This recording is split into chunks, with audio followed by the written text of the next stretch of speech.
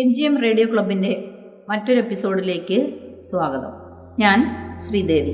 ഇന്ന് ഞാൻ ഒരു ബുക്ക് നിങ്ങൾക്ക് പരിചയപ്പെടുത്തി തരാനാണ് ഈ അവസരം ഉപയോഗിക്കുന്നത്. ബുക്കിൻ്റെ പേര് കമ്പിളിക്കണ്ടത്തെ കൽഭരണികൾ. എഴുതിയിരിക്കുന്നത് ബാബു എബ്രഹാം. ഈ ബുക്കിനെ പറ്റി പത്രത്തിൽ ഒരു വാർത്ത വന്നിരുന്നു. കേരളത്തിൻ്റെ പ്രതിപക്ഷ നേതാവ് ശ്രീ VD സതീശൻ അദ്ദേഹത്തിൻ്റെ മണ്ഡലത്തിലെ സ്കൂൾ കുട്ടികൾക്ക് വേണ്ടി 1000 കോപ്പി ഓർഡർ ചെയ്തു എന്നുള്ള വാർത്ത. അന്ന് തന്നെ ഞാനും ഓർഡർ ചെയ്ത് ഒരു കോപ്പി വാങ്ങിയിരുന്നു. വായിച്ചു കഴിഞ്ഞിട്ട് 1 മാസത്തിലേറെയായി. പക്ഷേ ഇപ്പോഴും ഇതിലെ കഥാപാത്രങ്ങൾ എൻ്റെ കൂടെ തന്നെയുണ്ട്. ബാബു എബ്രഹാമിൻ്റെ അനുഭവങ്ങൾ മനസ്സിൽ നിന്ന് മായുന്നില്ല. കണ്ണു നിറയാതെ ഒരാൾക്കും ഈ പുസ്തകം വായിച്ചു തീർക്കാൻ കഴിയില്ല. ഇടുക്കി ജില്ലയിലെ ഒരു ഗ്രാമമായ കമ്പിളിക്കണ്ടത്ത് നന്ദിക്കുന്നേൽ മേരിയുടെയും അബ്രഹാമിൻ്റെയും മകനായി 1974 ജനിച്ച ബാബു എബ്രഹാം തൻ്റെ യഥാർത്ഥ ജീവിതമാണ് ഈ പുസ്തകത്തിലൂടെ നമുക്ക് പറഞ്ഞു തരുന്നത്. 50 വയസ്സിനിടയിൽ ഒരായുസ് മുഴുവൻ അനുഭവിക്കാനുള്ള കഷ്ടപ്പാടുകൾ എല്ലാം അദ്ദേഹം അനുഭവിച്ചു കഴിഞ്ഞു. പാറത്തോട് സെൻറ് ജോർജ് ഹൈസ്കൂളിൽ നിന്നും സ്കൂൾ വിദ്യാഭ്യാസം പൂർത്തിയാക്കി. ഇടുക്കി പാവനാത്മ കോളേജിൽ നിന്ന് പ്രീ ഡിഗ്രി യൂണിവേഴ്സിറ്റി റാങ്കോടുകൂടി പാസ്സായി. ചങ്ങനാശ്ശേരി SB കോളേജിൽ നിന്ന് English literature degree. Delhi Jamia Millia യൂണിവേഴ്സിറ്റിയിൽ സൈക്കോളജി 3ാം റാങ്കിൽ PG നേടി. 1999 മുതൽ ഫ്രാൻസിൽ സ്ഥിരതാമസം. അവിടെ എത്തിയ ശേഷം MPhil, ഫ്രഞ്ച് ലാംഗ്വേജ് ആൻഡ് ലിറ്ററേച്ചറിൽ PhD എന്നിവ കരസ്ഥമാക്കി. 2003 മുതൽ വിവിധ യൂണിവേഴ്സിറ്റികളിൽ അധ്യാപകനായി ജോലി നോക്കി. ഇപ്പോൾ ഫ്രാൻസിൽ മാനേജ്മെൻറ്റ് ഡിപ്പാർട്ട്മെൻറ്റിൽ അസോസിയേറ്റ് പ്രൊഫസർ, കൂടാതെ സോഷ്യോളജിയിൽ ഗവേഷണവും നടത്തുന്നു. ഇനി പുസ്തകത്തിലേക്ക് കടക്കാം. 3 ഭാഗങ്ങളിലായി കുഞ്ഞു കുഞ്ഞു കഥകൾ പോലെയാണ് ബാബു തൻ്റെ ജീവിത കഥ എഴുതിയിരിക്കുന്നത്. തികച്ചും പ്രതികൂലമായ ചുറ്റുപാടുകളിൽ വളർന്ന നിർധനനും നിരാലംബനുമായ ഒരു ബാലന് ജീവിത പടവുകൾ കയറാനായത് നിരന്തര ഉത്സാഹം കൊണ്ടും ജീവിത മൂല്യങ്ങൾ ഉയർത്തിപ്പിടിച്ചതുകൊണ്ടുമാണ്. അമ്മയുടെ വാക്കുകൾ അനുസരിച്ച് ജീവിച്ച് കരപിടിച്ചപ്പോൾ ബാബു തൻ്റെ പിൻഗാമികൾക്കു വേണ്ടി വെള്ളത്തിലേക്ക് തള്ളിവിട്ട ചങ്ങാടമാണ് ഈ ഓർമ്മ പുസ്തകം. ഈ പുസ്തകത്തിൻ്റെ ഇൻട്രൊഡക്ഷൻ പേജിൽ ഒരു ഉപദേശമുണ്ട്. ബാബുവിൻ്റെ അമ്മ മേരി മകന് കൊടുത്ത ഉപദേശം. ആ ഉപദേശം ഇങ്ങനെയായിരുന്നു: ചുറ്റും വെള്ളം പൊങ്ങുന്നു എന്ന് കണ്ടാൽ നീന്തൽ വശമില്ല എന്നറിയാവുന്ന നീ പകച്ചു പേടിച്ച് അലമുറയിടരുത്. ആ വെള്ളപ്പാച്ചിലിൽ അവിടെവിടെ പൊങ്ങിക്കിടക്കുന്ന മരക്കഷ്ണങ്ങൾ പിടിച്ചു കയറി വെള്ളത്തിലേക്ക് പൊങ്ങിക്കിടക്കണം.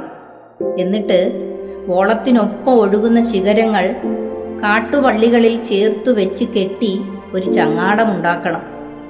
കര പറ്റി കഴിയുമ്പോഴുണ്ടാകുന്ന ആ സന്തോഷമായിരിക്കണം തുഴഞ്ഞു നീങ്ങുമ്പോൾ നിന്റെ മനസ്സിൽ.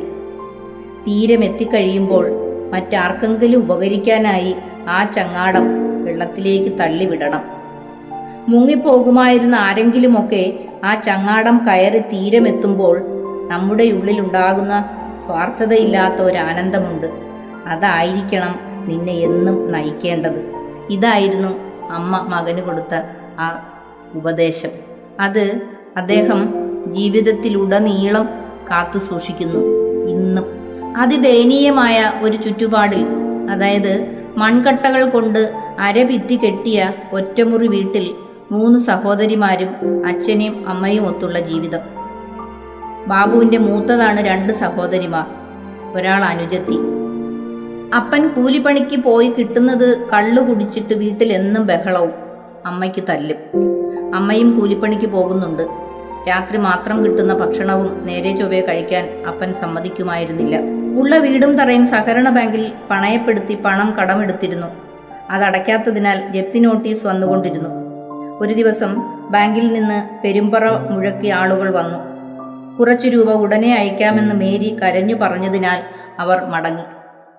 തുടർന്ന് അപമാനം സഹിക്കാൻ കഴിയില്ലെന്ന് മനസ്സിലായതോടെ താൻ ഏറെ സ്നേഹിച്ചിരുന്ന മൂത്ത മകളോട് യാത്ര പറഞ്ഞ് അപ്പൻ നാടുവിട്ടു. 4 മക്കളെയും കെട്ടിപ്പിടിച്ച് മേരി എന്ന അമ്മ കരഞ്ഞു തളർന്നു. അന്ന് രാത്രി മക്കളെയും കൂട്ടി ഡാമിൽ ചാടി ആത്മഹത്യ ചെയ്യാനൊരുങ്ങി. ആ അമ്മ 4 മക്കളെയും കൂട്ടി ഇടുക്കി ഡാമിനടുത്തെത്തി. അമ്മ ഇങ്ങനെ പറഞ്ഞു: ഞാൻ മുന്നേ ചാടാം, പിന്നാലെ നിങ്ങൾ 4 പേരും എൻ്റെ കൂടെ ചാടണം. അപ്പോൾ മൂത്ത മകൾ ലാലി പറഞ്ഞു: അമ്മ ചാടിക്കഴിഞ്ഞാൽ ഞങ്ങൾക്ക് 4 പേർക്കും പേടിയാണ്. അതുകൊണ്ട് അമ്മ ഞങ്ങളെ 4 പേരെയും വെള്ളത്തിലേക്ക് തള്ളിയിട്ടതിന് ശേഷം അമ്മ ചാടിയാൽ മതി. അല്ലെങ്കിൽ അമ്മയും അച്ഛനുമില്ലാതെ ഞങ്ങൾ 4 പേരും കഷ്ടപ്പെടേണ്ടി വരും. അതായത് അമ്മ ചാടിക്കഴിയുമ്പോൾ ഞങ്ങൾക്ക് പേടിയാകും, പിന്നെ ചിലപ്പോൾ ഞങ്ങൾ ചാടാതിരുന്നാലോ. അതുകൊണ്ട് അമ്മ ഞങ്ങളെ 4 പേരെയും വെള്ളത്തിലേക്ക് തള്ളിയിട്ടിട്ട് വേണം അമ്മ മരിക്കാൻ. അത് കേട്ട ആ പെറ്റമ്മയ്ക്ക് നെഞ്ച് തകർന്നു. 4 മക്കളെയും അമ്മ കൂട്ടിപ്പിടിച്ചു കരഞ്ഞു. അപ്പോൾ ഈ മൂത്ത മകൾ തന്നെ ഒരു ഉപദേശം, അതായത് ഒരു സൊല്യൂഷൻ കണ്ടുപിടിച്ചു. അമ്മേ, ഈ നാട്ടിലല്ലേ നമ്മളെ അറിയാവുന്നവരുള്ളൂ, നമുക്ക് അയൽ സംസ്ഥാനമായ തമിഴ്നാട്ടിലേക്ക് പോയാലോ? അവിടെ പോയി നമുക്ക് ഭിക്ഷ യാചിച്ച് ജീവിക്കാം. അങ്ങനെ ഒരു തീരുമാനത്തിൽ അവർ 4 പേരും തിരിച്ചു വീട്ടിലെത്തി. എന്നാൽ പിറ്റേന്ന് രാവിലെ ആയപ്പോഴേക്കും അമ്മ ഉറച്ച ഒരു തീരുമാനമെടുത്തിരുന്നു. രാവിലെ 4 മക്കളെയും ഒരുക്കി അമ്മ ബസ് സ്റ്റോപ്പിലേക്ക് നടന്നു. ആ ഗ്രാമപ്രദേശത്തു നിന്നും അവർ 4 പേരും പുറം ലോകം കണ്ടിട്ടില്ല. അന്നാണ് ആദ്യമായി അവർ ഒരു ബസ് സ്റ്റോപ്പിലെത്തുന്നത്. അവർ 5 പേരും ഒരു ബസ്സിൽ കയറി തൃശ്ശൂരിലേക്ക് യാത്ര ആരംഭിച്ചു. ആദ്യമായി ബസ്സിലിരുന്നു കൊണ്ട് പുറം ലോകം കാണുകയായിരുന്നു ബാബു. ആ ബസ് ചെന്ന് നിന്നത് തൃശ്ശൂരിലെ ഒരു അനാഥ മന്ദിരത്തിലേക്കാണ്. ആ ദിവസം 4 മക്കളും അമ്മയും അവിടെ താമസിച്ചു. 18 വയസ്സ് കഴിയുന്നവർക്ക് അനാഥാലയത്തിൽ താമസിക്കാൻ അനുവാദമുണ്ടായിരുന്നില്ല. പിറ്റേന്ന് രാവിലെ 4 മക്കളെയും അവിടെ ഏൽപ്പിച്ച് ആ അമ്മ മടങ്ങി. അമ്മയുടെ നിഴൽ അവസാനിക്കുന്ന ആ ഒരു പോയിന്റ് എത്തുന്നതുവരെ ബാബു അമ്മയെ നോക്കി നിന്നു. അന്ന് ബാബുവിന് 4 വയസ്സേ ഉണ്ടായിരുന്നുള്ളൂ. 4 വയസ്സുകാരനായ ബാബു ആൺകുട്ടികൾ താമസിക്കുന്നിടത്തും സഹോദരിമാർ പെൺകുട്ടികൾ താമസിക്കുന്നിടത്തുമായിരുന്നു. ആഴ്ചയിൽ 1-2 ദിവസങ്ങളിൽ മാത്രമേ ഇവർക്ക് 4 പേർക്കും കാണാൻ സാധിക്കുമായിരുന്നുള്ളൂ.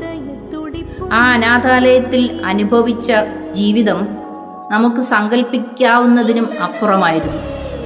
എല്ലാ ദിവസവും ഗോതമ്പ് കഞ്ഞി മാത്രം, അതും ഒരു നേരം. ആ ഗോതമ്പ് കഞ്ഞിയിൽ വെന്ത കഞ്ഞിക്ക് മുകളിൽ പുഴു ചത്ത് മലർന്നു കിടക്കുമായിരുന്നു. എങ്കിലും ഒരു നേരമെങ്കിലും ഭക്ഷണം കഴിക്കാമല്ലോ എന്ന സന്തോഷത്തിൽ അതൊന്നും അവർ ചിന്തിച്ചതേയില്ല. റേഷൻ കടയിൽ നിന്ന് ലഭിക്കുന്ന ഗോതമ്പ് കഞ്ഞിയായിരുന്നു എല്ലാ ദിവസവും. ഓരോ ശനിയാഴ്ചയിലും നിസാര തെറ്റുകൾക്ക് പോലും ശിക്ഷ അനുഭവിക്കേണ്ടി വന്നിരുന്നു സിസ്റ്റർ അമ്മയുടെ കയ്യിൽ നിന്ന്. അന്നവർക്ക് ഞായറാഴ്ച മാത്രമാണ് സന്തോഷം. കാരണം അന്ന് ഗോതമ്പ് കഞ്ഞിക്ക് പകരം പച്ചരി കഞ്ഞി കിട്ടും, ഞായറാഴ്ച ദിവസം മാത്രം. പക്ഷേ അതിന് ഇരട്ടി പണി അവർ ചെയ്യേണ്ടതായിട്ടുണ്ട്. ഇതിലെ ഓരോ അനുഭവങ്ങളും വായിച്ചു കഴിയുമ്പോൾ നമുക്ക് സങ്കല്പിക്കാൻ കഴിയില്ല ഇങ്ങനെയും ഒരു ജീവിതം അനുഭവിച്ച് തീർത്തുവോ എന്ന്. ഇപ്പോഴത്തെ കുട്ടികൾക്കിത് ഒരിക്കലും വിശ്വസിക്കാൻ കഴിയുന്ന തരത്തിലുള്ള ജീവിതമായിരുന്നില്ല. ഈ അനാഥാലയത്തിനോട് ചേർന്ന് സുഗു എന്ന വ്യക്തിയുടെ ഒരു വീടുണ്ട്. അദ്ദേഹത്തിന് മുൻപ് അനാഥാലയ മന്ദിര കോമ്പൗണ്ടിൽ നിന്ന് എഴുതി കൊടുത്ത് അവരവിടെ വീട് വെച്ച് താമസിക്കുകയാണ്. ഈ അനാഥാലയത്തിലെ സെപ്റ്റിക് ടാങ്കിന് മൂടിയില്ല. ഞായറാഴ്ച ദിവസങ്ങളിൽ രാജൻ എന്നുള്ള ഒരു വ്യക്തിയുണ്ട്. രാജൻ എന്ന് പേരായ ഒരു വ്യക്തി അവിടെ താമസിക്കുന്നുണ്ട്. 18 വയസ്സ് കഴിഞ്ഞ ഒരാൾക്ക് അവിടെ താമസിക്കാൻ അനുവാദമില്ല. എന്നിരുന്നാലും 18 വയസ്സ് കഴിഞ്ഞിട്ടും ഈ രാജനെ കൂട്ടിക്കൊണ്ടു പോകാൻ ആരും വന്നില്ല. അങ്ങനെ അന്ന് മുതൽ രാജൻ മാത്രമേ ഉള്ളൂ 18 വയസ്സ് കഴിഞ്ഞ ഒരു വ്യക്തി അവിടെ താമസിക്കുന്നത്. രാജൻ ഈ കുട്ടികളെ കൊണ്ട് പണിയെടുപ്പിക്കുന്ന ഒരു ജോലിയാണ് അദ്ദേഹത്തിനുള്ളത്. അപ്പോൾ എല്ലാ ദിവസവും ഞായറാഴ്ച ഈ സെപ്റ്റിക് ടാങ്ക് തുറന്ന് വൃത്തിയാക്കണം. ഞായറാഴ്ച ദിവസങ്ങളിൽ വള്ളിക്കുട്ടയിൽ സെപ്റ്റിക് ടാങ്കിലെ മാലിന്യം കോരി കുട്ടികളുടെ തലയിൽ വച്ചു കൊടുക്കുന്ന ജോലിയായിരുന്നു രാജൻ്റേത്. ഈ കുട്ടികൾ ഇത് ചുമന്ന് 2 കിലോമീറ്റർ അപ്പുറത്ത് കൊണ്ടുപോയി നിക്ഷേപിക്കണം. ഈ സമയത്ത് മഴ ചാറുന്ന അവസരങ്ങളിൽ അവർക്ക് ഇത് ചുമന്നുകൊണ്ട് പോകാൻ ഒരുപാട് ഈ കുട്ടികൾ ബുദ്ധിമുട്ടിയിട്ടുണ്ട്. എങ്കിലും അന്നൊരു ദിവസം ഗോതമ്പ് കഞ്ഞിക്ക് പകരം പച്ചരിക്കഞ്ഞി കുടിക്കാമല്ലോ എന്ന സന്തോഷത്താൽ അവരിതൊക്കെയും മറന്നു പോകുമായിരുന്നു.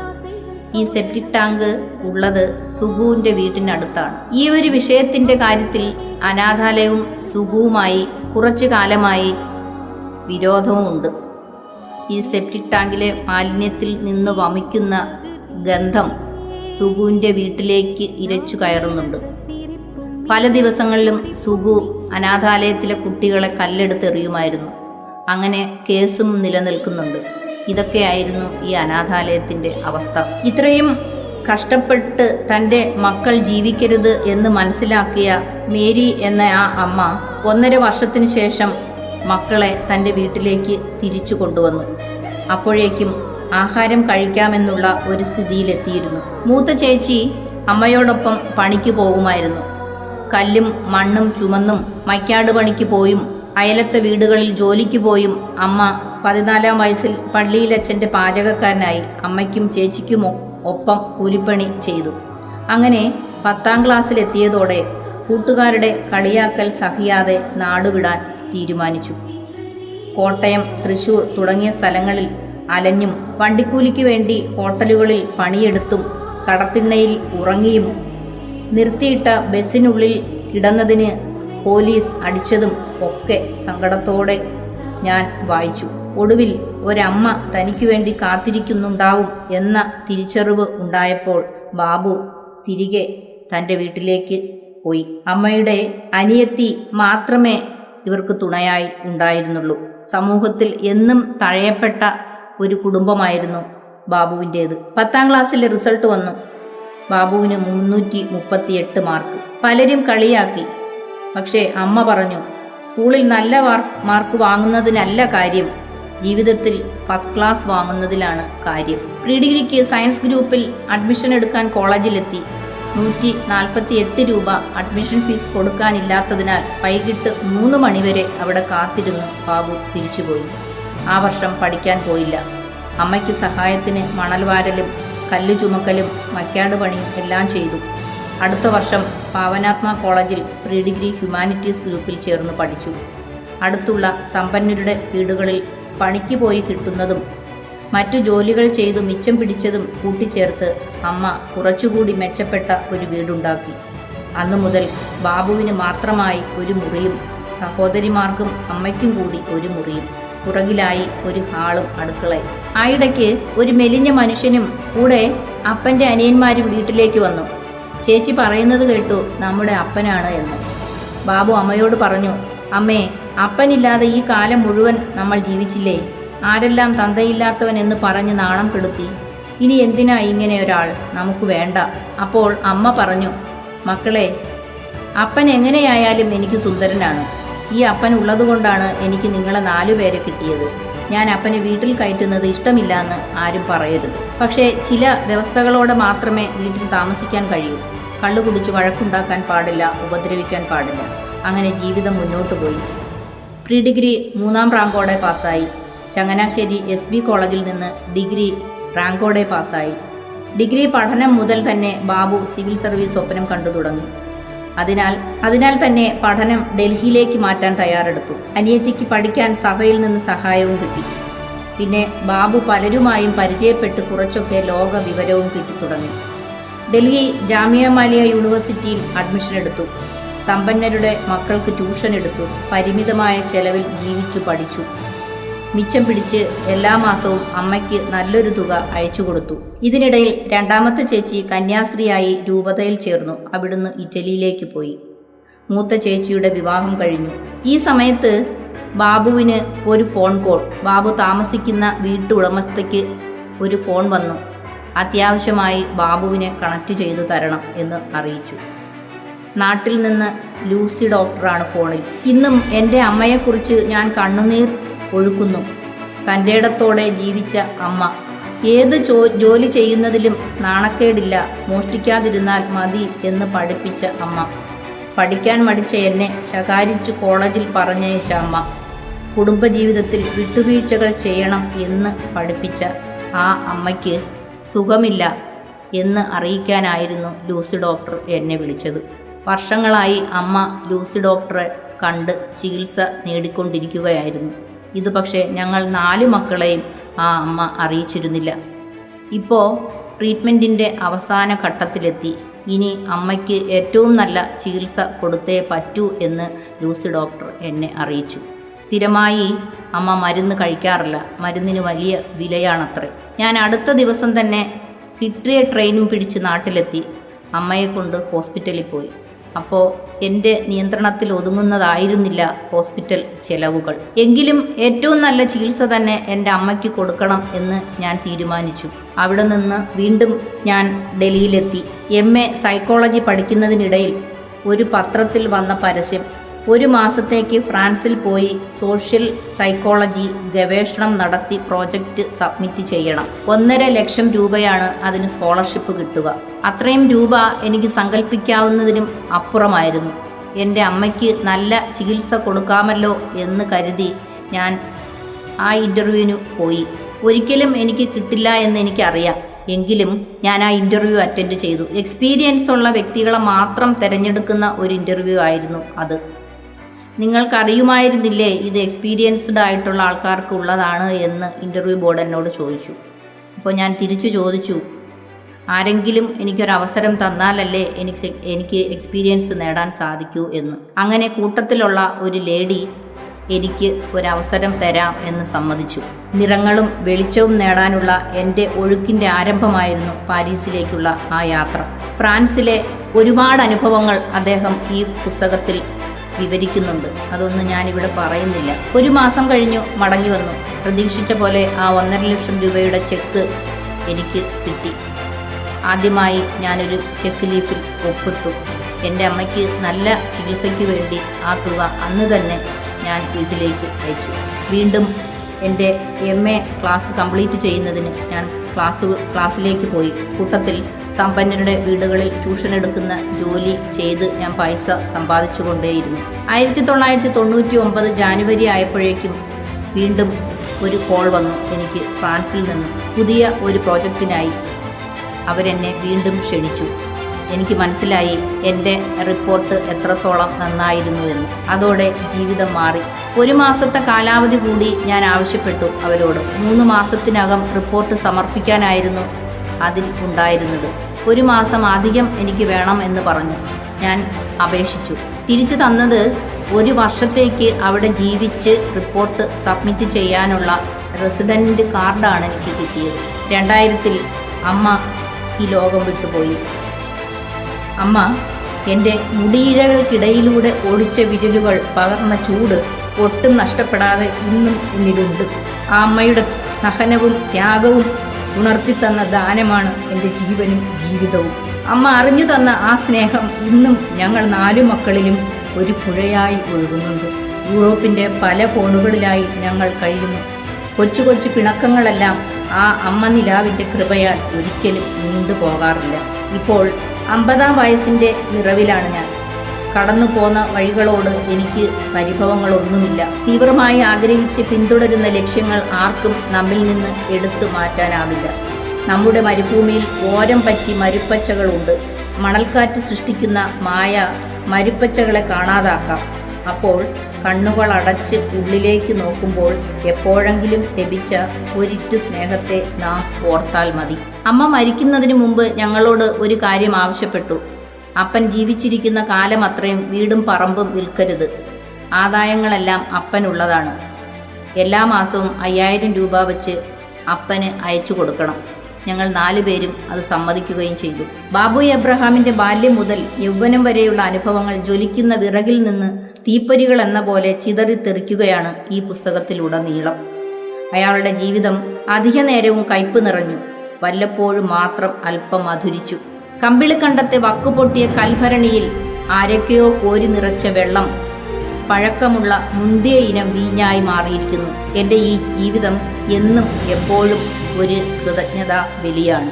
ഈ പുസ്തകം ഇവിടെ അവസാനിക്കുന്നു. ഈ പുസ്തകത്തിൻ്റെ എല്ലാ ഭാഗങ്ങളും ഞാനിതിൽ ഉൾപ്പെടുത്തിയിട്ടില്ല. എല്ലാവരും ഈ പുസ്തകം വായിക്കുക. പ്രത്യേകിച്ച് ചിലപ്പോഴെങ്കിലും മൂല്യങ്ങൾ നഷ്ടപ്പെട്ടു പോകുന്ന പുതുതലമുറ തീർച്ചയായും ഈ പുസ്തകം വായിച്ചിരിക്കണം. ശ്രീ ബാബു എബ്രഹാമിനെ പരിചയപ്പെടണം എന്ന് ഞാൻ ആഗ്രഹിച്ചിരുന്നു. ബുക്കിനെക്കുറിച്ചുള്ള നല്ലൊരു റിവ്യൂ എഴുതി ഞാൻ അദ്ദേഹത്തിന് അയച്ചു കൊടുത്തു. അദ്ദേഹം എന്നെ ഫോണിൽ വിളിച്ചു സംസാരിച്ചു. ദൈവാനുഗ്രഹം അല്ലാതെ എന്ത് പറയാൻ.